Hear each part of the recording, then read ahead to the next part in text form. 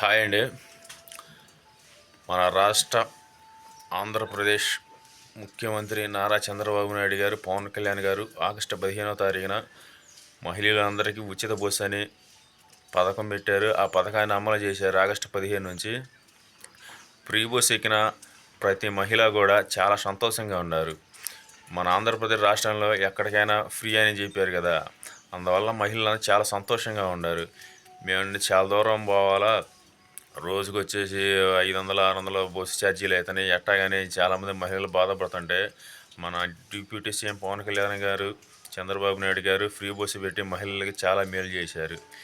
ఇలా పథకాలన్నీ అమలు చేసుకుంటూ పోతుంటే సాక్షి న్యూస్ ఛానల్ వాళ్ళు ఒక 10 మంది పెయిడ్ ఆర్టిస్టులను పెట్టి వాళ్ళని అడుగుతున్నారన్నమాట. అసలు చంద్రబాబు నాయుడు గారు ఫ్రీ బస్సు పెట్టారు, మీకు ఎలా అనిపిస్తుందని మాట్లాడుతుంటే వాళ్ళు మాట్లాడతారు, ఫ్రీ బస్సు పెట్టారా, ఫ్రీ బస్సు మాకేం ఫ్రీగా పెట్టలేదండి, మా దగ్గర డబ్బులు తీసుకున్నారు అని ఒక ఛానల్ వాడు, ఒక న్యూస్ ఛానల్ కొంతమంది ఏమో మేము డబ్బులు కట్టామని చాలామంది చాలా రకాలుగా పిచ్చి పిచ్చి వాగులు వాగుతూ ఉన్నారన్నమాట.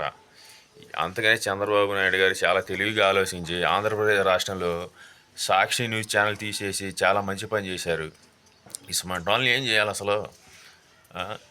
ఇప్పుడు ఆంధ్రప్రదేశ్ రాష్ట్రంలో పథకాలన్నీ అమలు చేసుకునే చంద్రబాబు నాయుడు గారు రాష్ట్రాన్ని ముందుకు నడుపుతూ ఉంటే ఈ సాక్షి న్యూస్ ఛానల్ వాళ్ళు ఒక 10 మందిని పెయిడ్ ఆర్టిస్టులను పెట్టుకొని నీచంగా దిగజారి మాట్లాడుతున్నారు.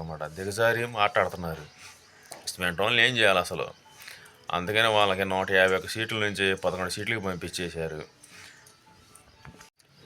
చంద్రబాబు నాయుడు గారు అన్నదాత సుఖీభావ కింద 5,000 డబ్బులు వేశారు.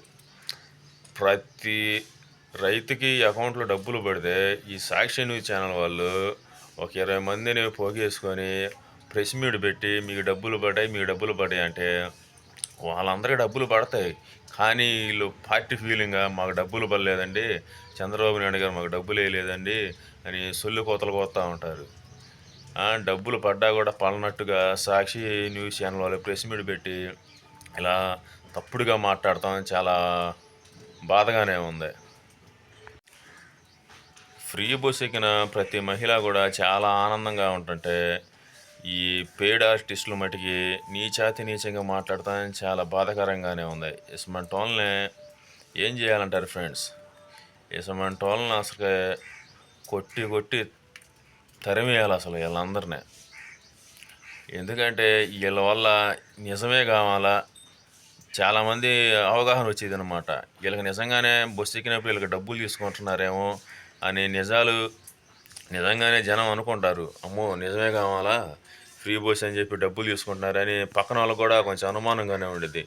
ఇవన్నీ ఫేక్ న్యూస్ అండి. ఈ సాక్షి న్యూస్ ఛానలే పెద్ద ఫేక్ న్యూస్. అందుకని చంద్రబాబు నాయుడు గారు ఆంధ్రప్రదేశ్ రాష్ట్రంలో డిటిహెచ్లో కానీ డిష్ టీవీలో కానీ దేంటో సాక్షి ఛానల్ రాకుండా చేసేసారు. చాలా మంచి పని చేశారని నేను అనుకుంటున్నాను ఫ్రెండ్స్. ఈ వీడియో నచ్చితే లైక్ కొట్టండి, సబ్స్క్రైబ్ చేయండి ప్లీజ్ ఫ్రెండ్స్.